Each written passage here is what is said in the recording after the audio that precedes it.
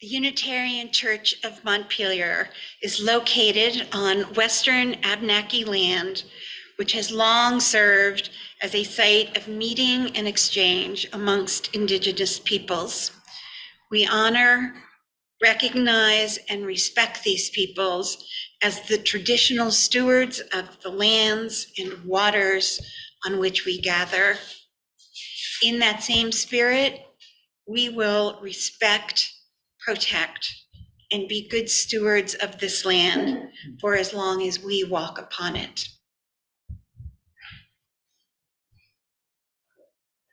I helped to write such a land acknowledgement, as they're called, for Middlebury College some years ago, and I tried unsuccessfully to insert the following words into the land acknowledgement, which from an Indigenous perspective made sense. We also acknowledge that this is the unceded land of our other than human kin, the winged ones, the rooted ones, and the four-legged, and the mountains and the rivers, who have been good stewards on these lands from time immemorial.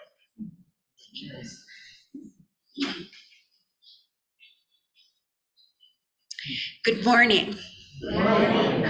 My name is Ginny Sassaman, and I use she, her pronouns, and I am honored to be the worship associate for this morning's service, the day before Indigenous Peoples Day, as we welcome Randy Kritkowski to the pulpit as our guest speaker.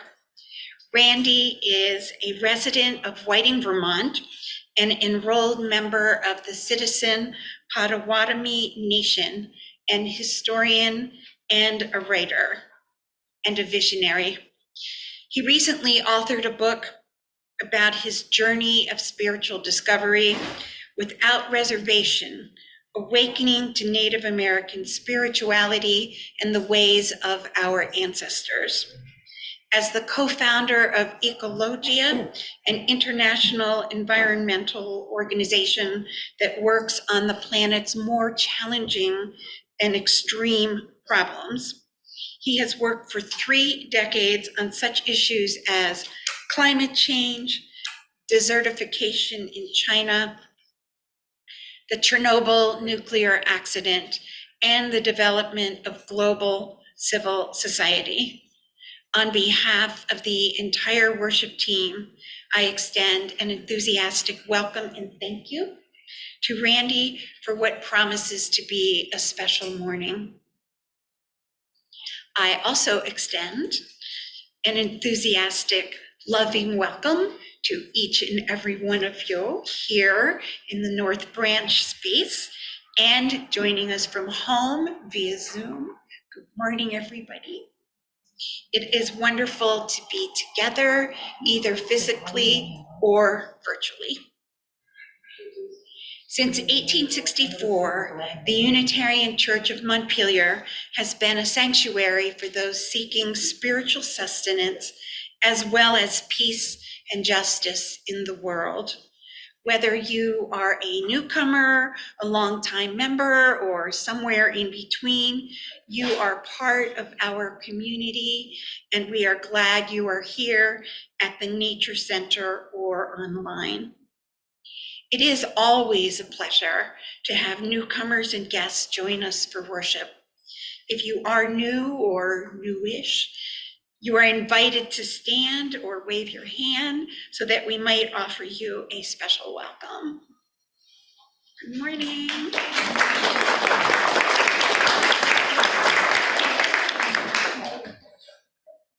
Newcomers to our congregation and worship services are invited to fill out our welcome form available at the hospitality table out in the foyer during coffee hour so that we can connect with you more fully. We would love to have you join us for coffee hour. In fact, I think there were some people having coffee hour early today, but there'll be a bigger coffee hour immediately following the service, and we'd love to connect with you. Now, one of my favorite parts of the service is let us all join in welcoming one another by taking a few minutes to turn to your neighbors in the rows here and offer a few words of greeting.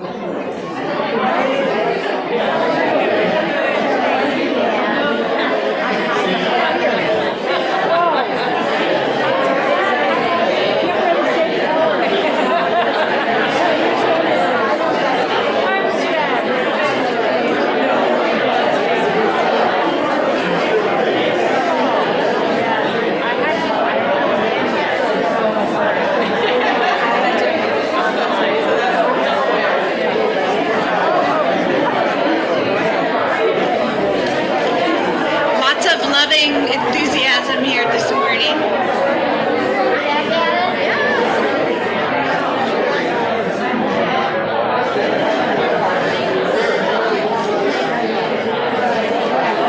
So let's come on back. Everybody kind of. Thank you so much.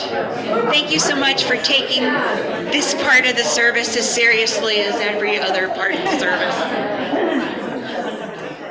This morning, if any of you are in need of a listening ear or just in want of a listening ear, Dawn Evans from our lay pastoral care team is here, I believe, and would be happy to spend time with you following the service. Dawn, are you here?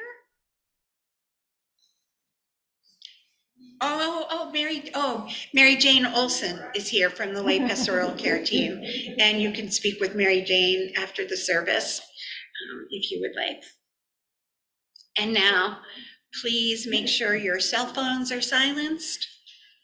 Take a deep breath. And let us enter more deeply into the worship with the prelude, selections from the Navajo piano by Navajo pianist and composer Connor Chi. Chi is known for combining his classical music training with his Native American heritage. He made his Carnegie Hall debut at just 12 years old after winning a gold medal in the World Piano Competition. And you can see in your order of service, there is a link to a podcast between Randy and Connor if you would like to learn more about this amazing composer. And now, performed by Eliza Thomas, the prelude.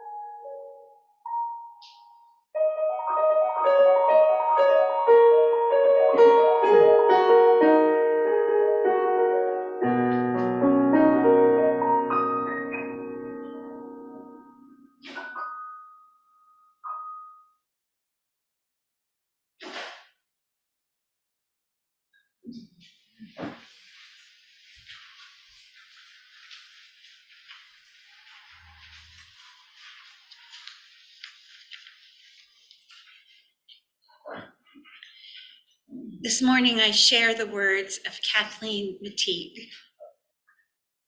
Into this home, we bring our hunger for awakening. We bring compassionate hearts and a will toward justice. Into this home, we bring the courage to walk on after hard losses. Into this home, we bring our joy and our gratitude for ordinary blessings. By our gratitude, we bless this place. In this shelter, we know ourselves blessed. Let us have a good morning of worship together. Now please rise in body or spirit for our opening hymn. Where do we come from? The words are printed in your order of service, and Danya has some instructions for us. Good morning. Most of you know this. A few of you do not. It's not difficult to pick up. We'll sing through each of these 3 lines twice initially, and then after that we'll sing it a number of times, and you can choose whichever line you want to sing. It's meant to be layered on top of each other, so however you wish to proceed with it is up to you.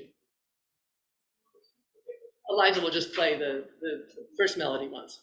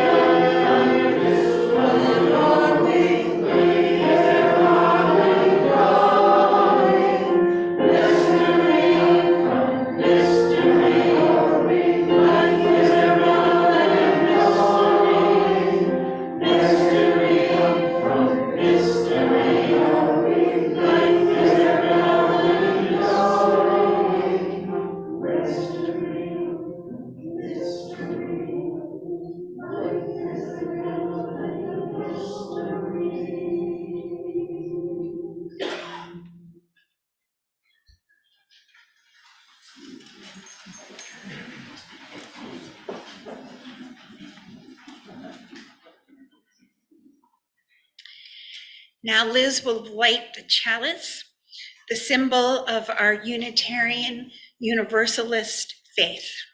Liz Benjamin has been a stalwart volunteer and steadying hand for the Lifespan Spiritual Exploration Program during a time of transition. So Liz will light the chalice, and then let us share in reading the unison affirmation in your order of service.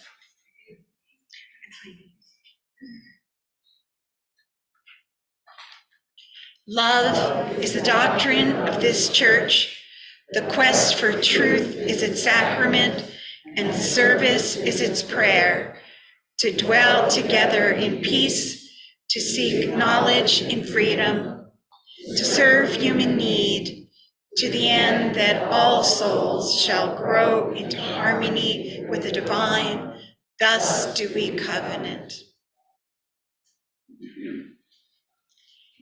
And Randy will lead the story for all ages.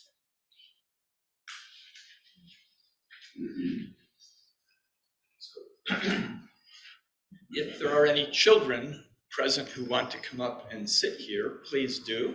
We have one very humble child here who is going to add a dramatic component to my story by drumming at the proper moment. This is presumably a children's story, but for Native Americans who would tell stories over and over in their community, stories really weren't just for children. They were for all of us, all ages, and a way of creating bonds. The Turtle Island story, the Turtle Island creation story as it's known, has many, many forms. And the one I'm using here is slightly modified because some versions of the story are a little dark, and I don't think that's appropriate to an audience where there are children. So I'm going to present the story to you as a statement of our own Indigenous people's own story of where we came from, to answer the question that was raised in song. So a very old story that Native Americans or Indians tell ourselves so that we may remember where we came from and what we need to do to keep ourselves and the world healthy. The story begins, this will resonate with all of you in Montpelier, with a great flood. The story is about what happens after the flood, which we refer to as Mushko B1. I think the mush part kind of describes what's left behind in the street. Actually, the story is about the two-legged, which is the term we use to refer to humans, and the ability, willingness, interest of us, the two-legged, not just to create, but to recreate after the flood. So the story begins with Nana Bojo, who is one of our heroes, and he's floating on a log after the great flood, hanging on for dear life, and asking the question that the song asked, where do we go from here? The winged ones, flying ones, and other kin all participate in trying to answer the question. You see, for Native Americans, all of these other creatures and the landscape, the mountains, the trees, even the water, they are our kin. They're not just other beings, other creatures, or other thingy things that are inanimate. They are living beings with spirits. So what happens to Nana Bojo as he floats on his log is he begins to ponder his future and asks, how can I survive on a log? Can't grow anything on a log. So he asks various creatures if they will dive down to the bottom of the water and bring up some mud to put on the log so that humans, the two-legged, can begin to produce their own food. The first who volunteers is Water Beetle. Dives down into the water, deep, deep, deep into the water. And there was a long wait. All the other creatures on the log with Ana Bojo are waiting for Water Beetle to resurface. And finally, Water Beetle does. Water Beetle is out of breath and says, "Too deep. I couldn't make it to the bottom." The next creature is Grebe, a bird who is a deep diver in the lake, in the seas.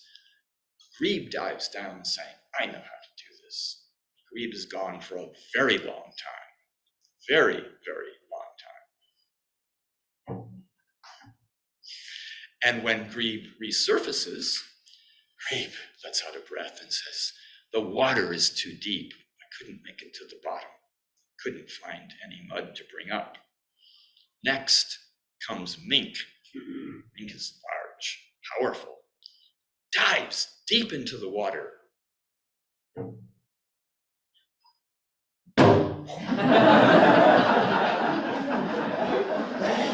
That's dramatic. So Mink is gone for a very long time and comes back to the surface. Same story, out of breath, no mud.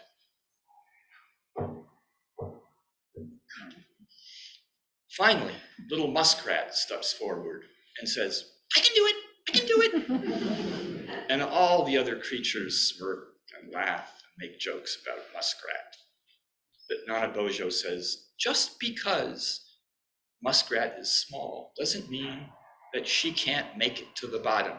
Let's give her a chance. So muskrat jumps off the log and goes deep, deep into the waters. And after a long time, everyone gets very nervous. It's been longer than any of the other animals and creatures, and muskrat has not shown up. Finally, they see some bubbles, and muskrat comes to the surface, exhausted. Nana Bojo pulls muskrat up onto the log, and they all think, another failure. And then Nana Bojo looks in the paws of muskrat, and there's a glob of mud, which is placed on the log. And then it's transferred to the back of one other creature who plays a critical part in this story because it is called Turtle Island. Turtle Island says, you can't live on a log. You can live on my back.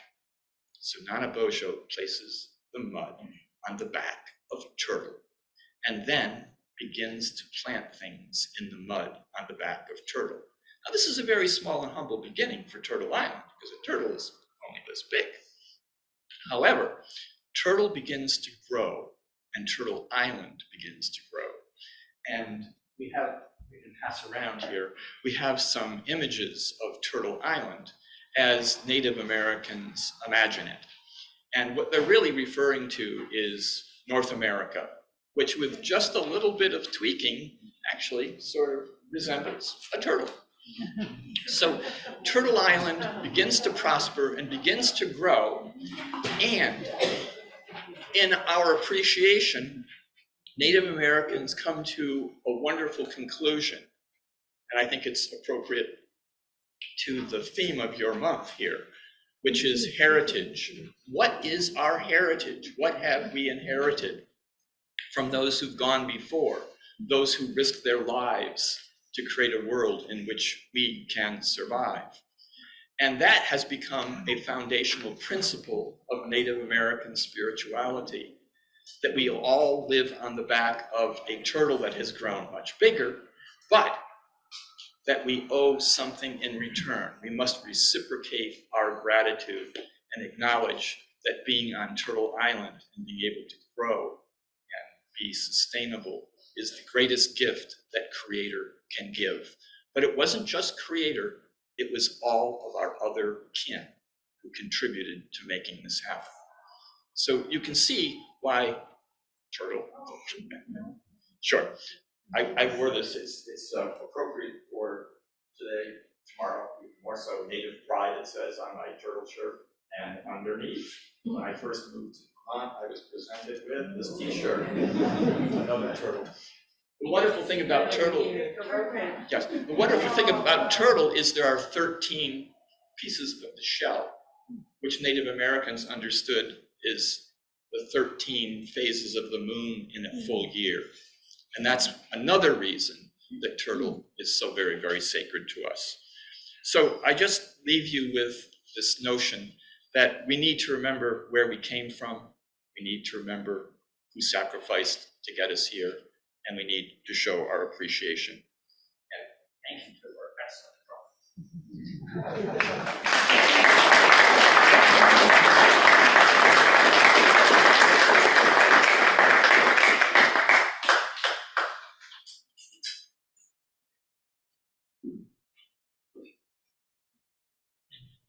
Glad to see some children here. I would like to invite anyone in the preschool or kindergarten group, which is called Chalice Children, to go across to the red barn there called the Swallow's Nest. And I would like to invite some children who are, if you go to school in grade 1 to 5, to go with Janet to the tent that they're going to be under. And if there are any nursery people here, we have a nursery on the other side of this building. And I hope you all have a wonderful worship service.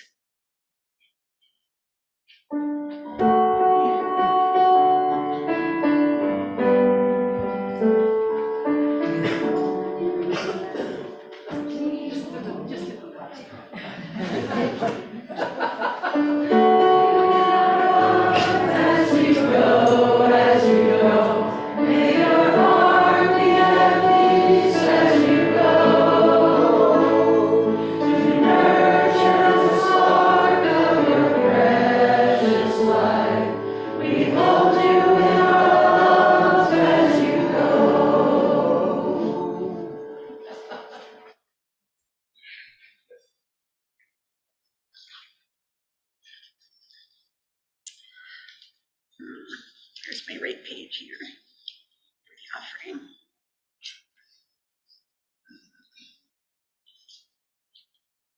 Thanks, Brianna. The offering this morning is for Just Basics. And in the spirit of gratitude and giving back, generosity is both a spiritual practice and a practice that is in fact central to the well-being of our church community. It is a blessing and a privilege to be part of our free church tradition, to support the shared values of this congregation with the generosity of our collective financial resources. Each month, through our UCM pouch program, we share part of our collection with an important church fund or a community organization which is aligned with our values. This month, the October recipient is Just Basics, which is a parent organization equipping programs that provide for basic needs of people in the Montpelier area. This includes the Montpelier Food Pantry, which is now in the City Center building located at 89 Main Street in Montpelier. They serve emergency meals to families and individuals in the Montpelier area. Half of our cash offerings will go to the pouch recipient. The other half will go directly to support the mission and ministry of this church. If you wish to designate your entire offering to the community pouch, please indicate that with a note attached to your cash or the memo line of your check. Checks will go directly to the church unless otherwise designated. So this morning I asked Gail in the rear of our room here, who is a newcomer and is stepping up already, to share our collection basket so you all know where you can put your checks and cash following the service. You can also give online, and you'll note there is I forget what those things are called, those the QR code in your order of service, so you can donate online. We are grateful to each and every one of you for all your forms of generosity and giving, and your offering will be gratefully received. And now, Carolyn Schmidt will join us for a time of meditation and prayer. Carolyn is the Vice President of Spirit in Nature Path Sanctuary, which is located in Ripton. While she is not Indigenous herself, she is learning Indigenous ways of connecting with the natural world as a guide to living a more ecologically sustainable life. Following the prayer and a time for quiet meditation, we will sing together Spirit of Life, which is printed in your order of service.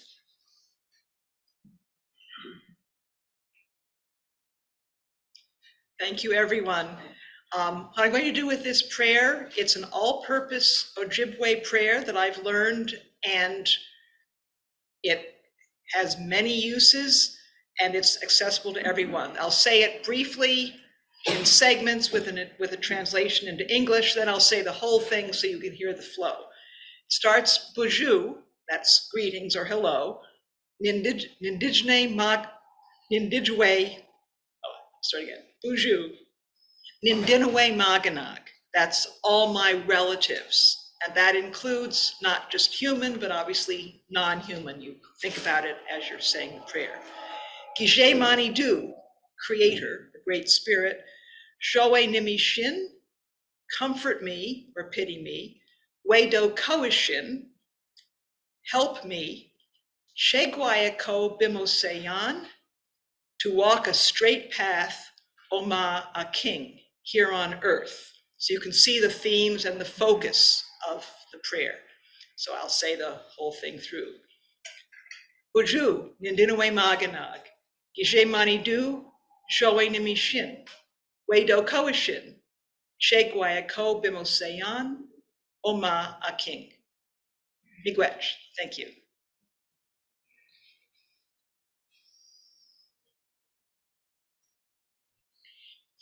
And now you're invited to join in a period of quiet together as I ring the singing bowl.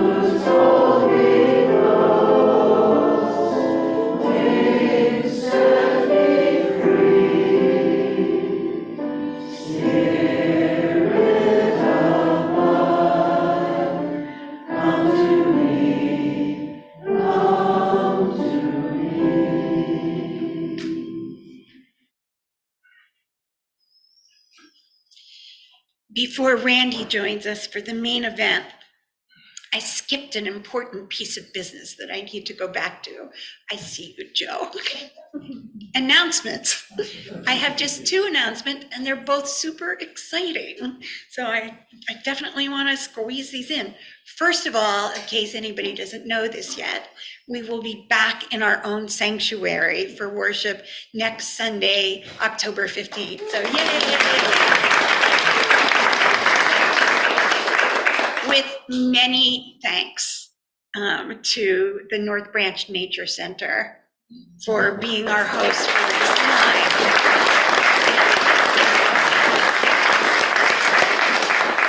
So there will be more details in the e-news, so watch for that. And then second, going back into our building, the 2023 Fall Fiber Rummage Sale is also going to be happening. So yay for that too. That will be on Friday, October 20th from 9 to 6 with a bag sale on Saturday, the 21st.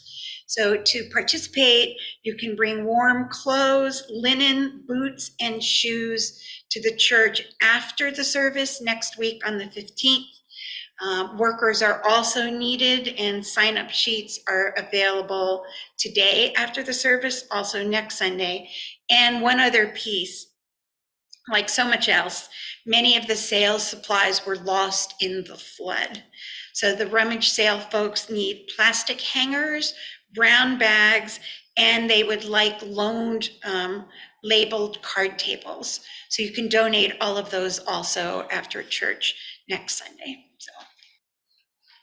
So now it is time for me to do something which for many of my ancestors and many of my relatives would be absolutely impossible to understand, which is, why is an Indian standing in a church delivering a sermon before Indigenous Peoples' Day? As you know, our history is a bit fraught. So let me begin by saying I'm bearing an invitation, and I'm trying to calm the waters.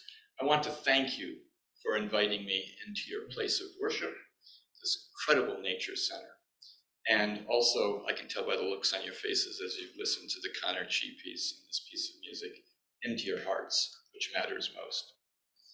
So my invitation today is for you to become Indigenous, or at least more Indigenous than you may already be. So it's actually multiple invitations.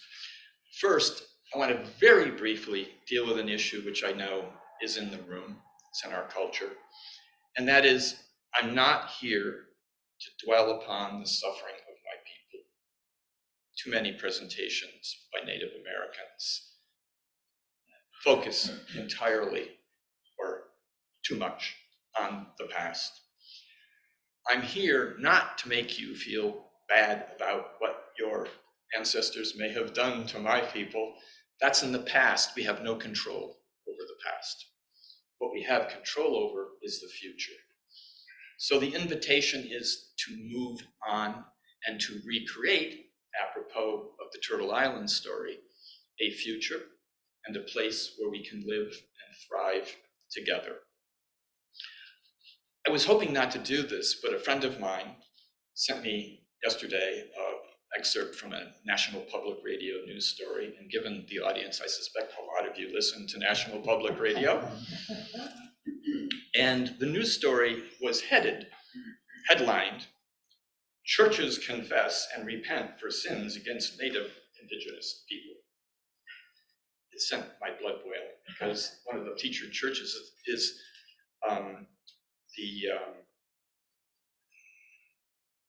the Mennonite Church.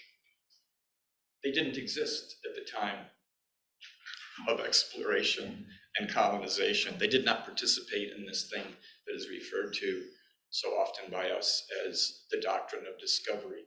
They have no reason to repent. They do not have sins on their hands. So what I'm asking, what I'm inviting you to do is, if you are overburdened with this sense of a quandary, if you're perplexed, if you're troubled by what has happened in our society, I invite you to begin to let that go.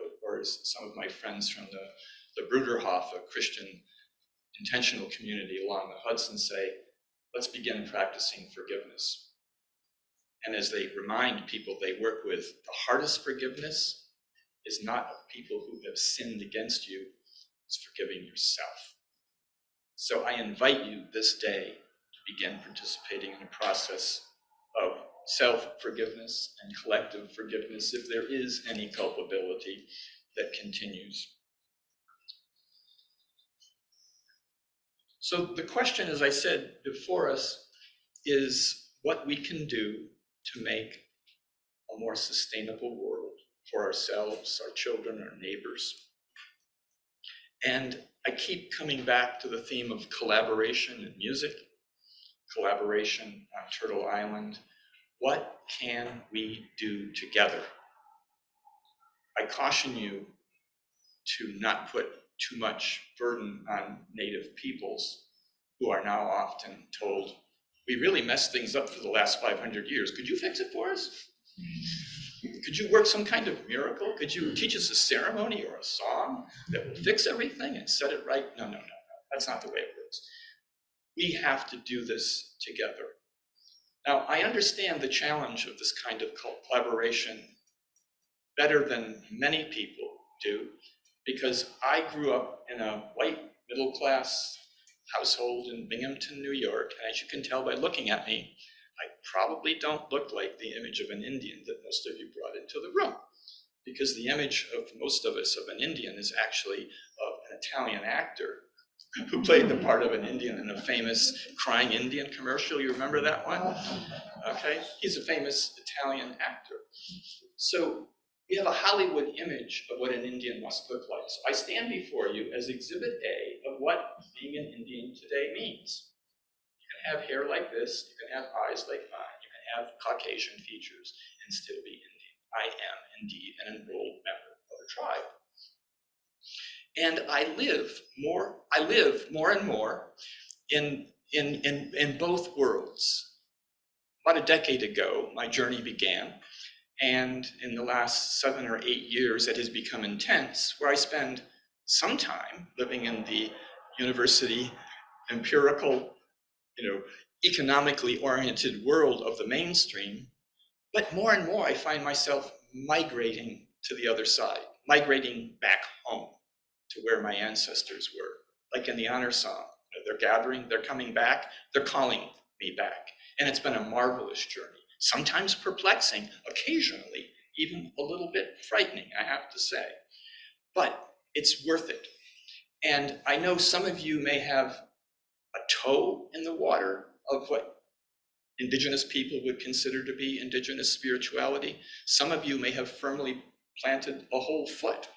Some of you may have spent a considerable amount of time on the other side in a different kind of consciousness. But getting there is difficult. And when you get there, you find that you are not the same person. So I only understood the significance of this when some years ago, in the middle of the winter, Carolyn and I were watching a video about what it was like for Native Americans today and asking the question, so have they disappeared or are they still out there? And the film was very upbeat, but I was feeling in a rather glum mood about the fate of my relatives and the descendants of my ancestors living on reservations, which are sometimes quite sad places. And I was asking myself, have we really held on to something, or have we lost it? And then, because this was so emotionally distressing to me, we went downstairs to play a game of cards to get our minds off this discussion. And what we heard outside of the windows of our house was, "Woo-hoo!" The coy wolves were there. Now, the coy wolves are often around our house. We sleep on a screen porch 6 months a year and hear them almost every night, but they never come close to the house. This night in the winter, they came and circled around the house. I know that because the next day I went out in the fresh snow, and there were the tracks of coy wolf around the house. I went to bed wondering, what was the message? I knew something important had been delivered to me, but I couldn't figure out what it was. And then I woke up in the middle of the night, as I often do, and the message surfaced in my Indigenous consciousness. And the message was this: we, the clay wolves, who are hybrids, who are partly coyote from the Southwest, partly wolf from Canada, interbred at the beginning of the 20th century in Algonquin Park. They actually know from DNA analysis where this happened. We, clay wolves, like you, are hybrids. We're not pure breeds. We're what sometimes your people were called half-breeds. And you know what? That's not a shameful moniker. That's something to be proud of. Because we have combined the strengths of being coyotes. We can eat vegetables and berries and things wolf will never touch because he's a carnivore. And now that we've interbred, we can also eat things that wolf can eat in the winter that we can't live on unless we evolve and take the strong jaws of the wolf. So what has happened is that, as some of us in Vermont know, clay wolves are everywhere. Biologists say it is the most adaptable mammal they've ever seen and ever studied. They're now found in Central Park, Brooklyn, backyards up and down the East Coast, and they're now moving into the South. The moral of the story about clay wolf is that by becoming something other than a purebred, which many people in our culture seem to have this illusion, they can be purebred Caucasians or whatever, by being something other than this illusory purebred thing, we can grow in strength and we can become more adaptable.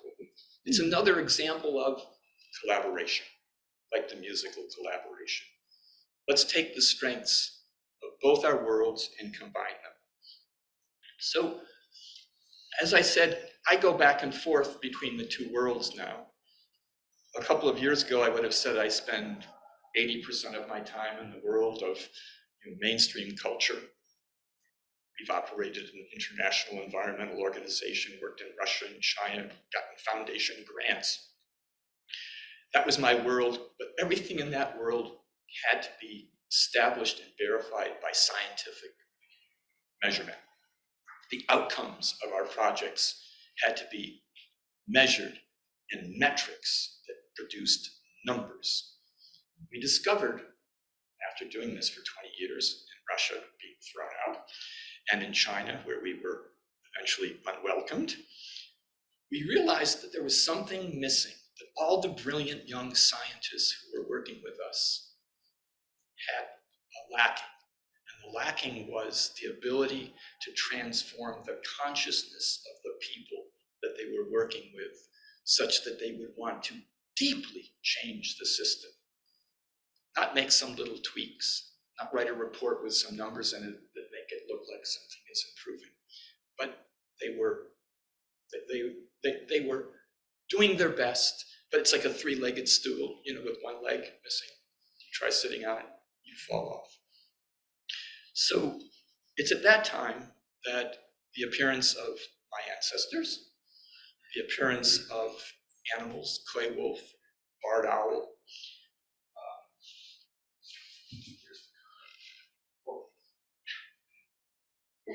this owl on the card out here in the vestibule, the barred owl, they began to bring messages, giving me guidance, instruction, and sometimes just affirmation. So when I went to sleep last night thinking on what am I going to say today to these people, I had a script, and then I began to churn, and I said, just tell them the story, Randy, of your own journey, because that's the journey that all of them are on one way or another. So I'm standing here and I'm doing that. I want to tell you the story this morning. I went out to check the rain gauge because it was raining like crazy where we lived last night. I thought, oh no, here we are heading toward Montpelier and it's raining. This does not bode well. And I noticed there were 3.5 inches of rain there. I thought, oh no, what's it going to be in Montpelier? And as I leaned over to pick up the rain gauge, I heard, woohoo, woohoo, from the forest, as we do almost every night We sleep 6 months a year on a screen porch, and every night we're serenaded. Almost every night we're serenaded by barred owl. We call cuckoo, oh coo. If you're a bird watcher, you know it as who cooks for you. But in Potawatomi, it's cuckoo, cuckoo. So last night I didn't hear owl. Maybe too much rain. But in the morning, I was greeted by cuckoo, oh coo. And I did what I've often done in my life, which is respond. I called back, cuckoo, oh coo. Guess what? Barred owl responded, cuckoo, oh coo. For quite some distance.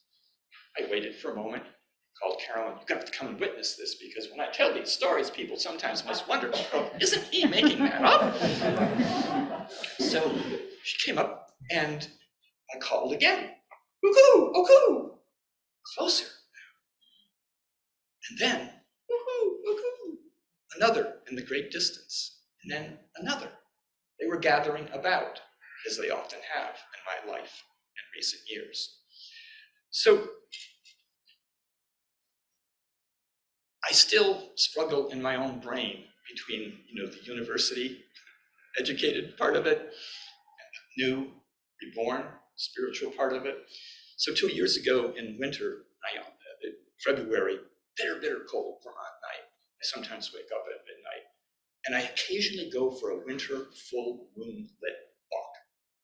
It's just fantastic. If you've ever done it, you know. Actually get to see the moon shadow. And I was hoping that I would find cuckoo, oh coo, or coy wolf.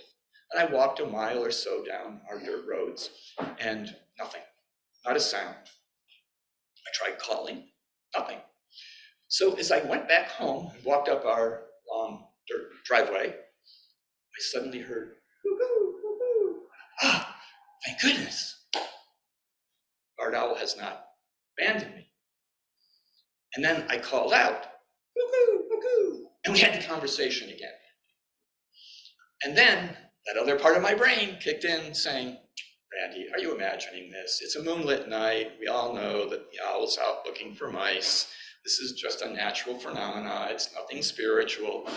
And then I thought, I didn't say out loud, but I thought maybe I projected it into whatever it is that's out there. I said, okay, show me something that's not a natural phenomenon, not a coincidence like owls being active on a moonlit winter night.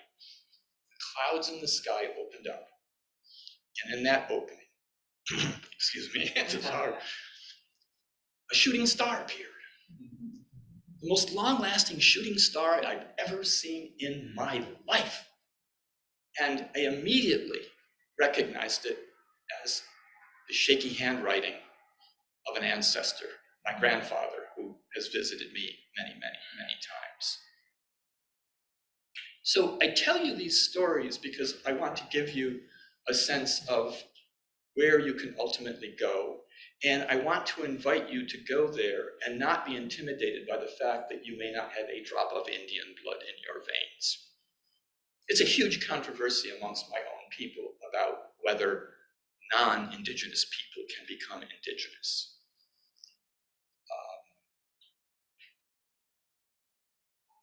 I'll avoid going into the argument because I find it intimidating and discouraging.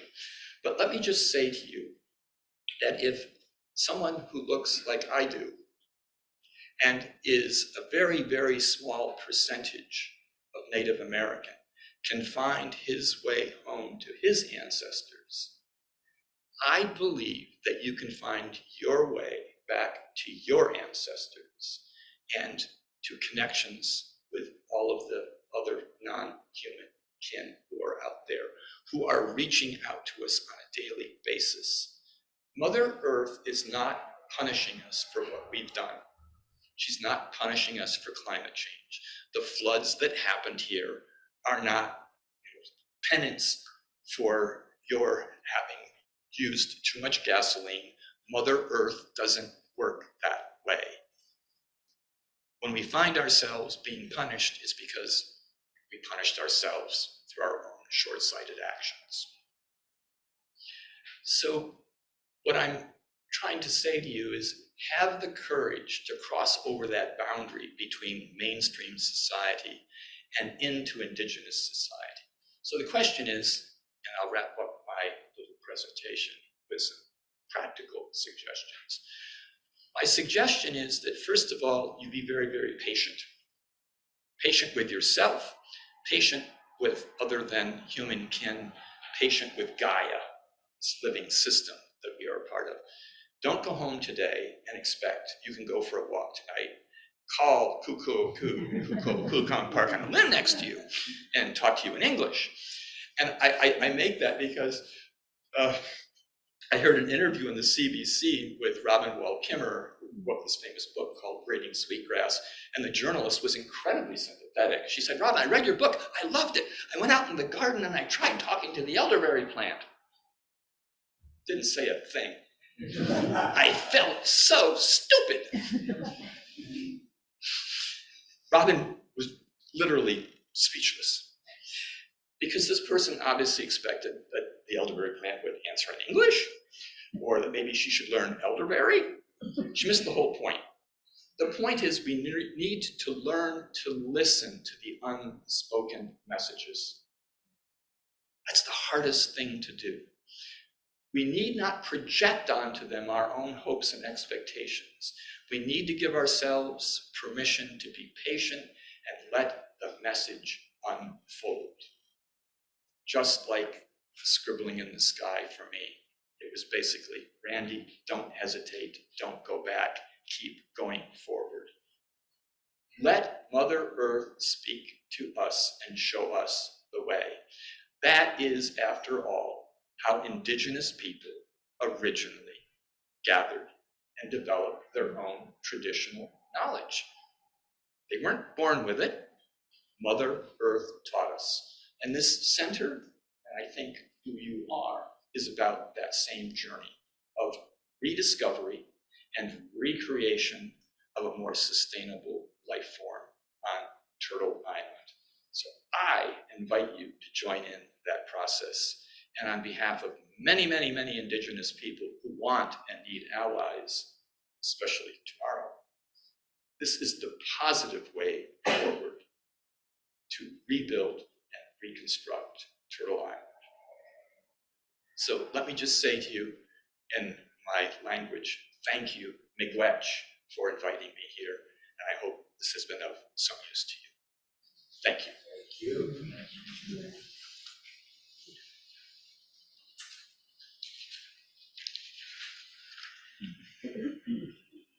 Please rise in body and spirit for our closing hymn, For the Earth Forever Turning.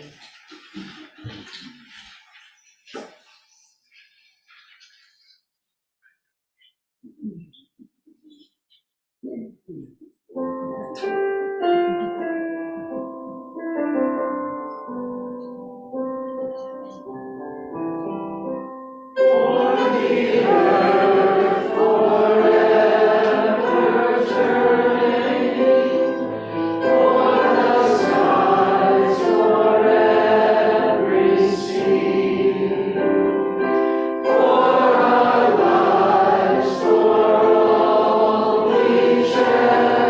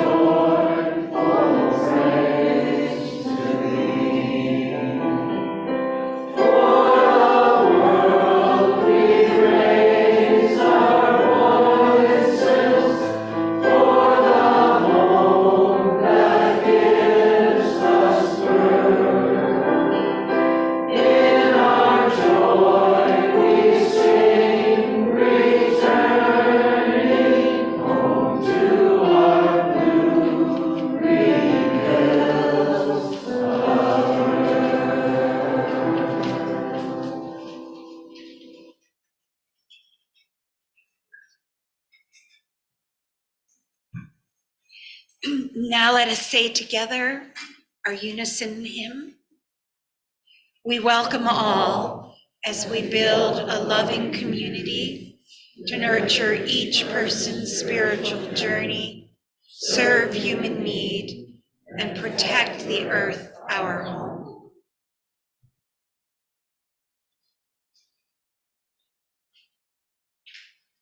I have been given the honor of having the last word, and I'm going to borrow someone else's words. They are as follows. Be praised, Creator, through all of your creatures, especially through Brother Sun, who breaks the day, and you give light through him, and he is beautiful and radiant in all his splendor. Praise be to Creator, through Sister Moon and the stars in heaven you formed them clear and precious and beautiful. Praise be you under Brother Wind and through the air cloudy and serene, and every kind of weather through which you give sustenance to your creatures. Praise to Creator through Sister Water, which is very useful and humble and precious and pure. Praise be to Creator through Brother Fire, through whom you light the night, and he is beautiful and playful and robust and strong. Praise be to Creator through Sister Mother Earth, who sustains us and governs us, and who produces varied fruits with colored flowers and herbs. I think we've uttered those words so many times today in hymn and in music that it almost becomes redundant. But what I like about this is not an Indigenous prayer. I changed just one word. I changed the word God to Creator so you wouldn't recognize that it had Christian roots. This is praise of the creatures, Laudes Creatorum, St. Francis of Assisi. Pope Francis used this in his magnificent encyclical Laudato Si in 2015, and on Wednesday of the last week, he issued another encyclical with the same message.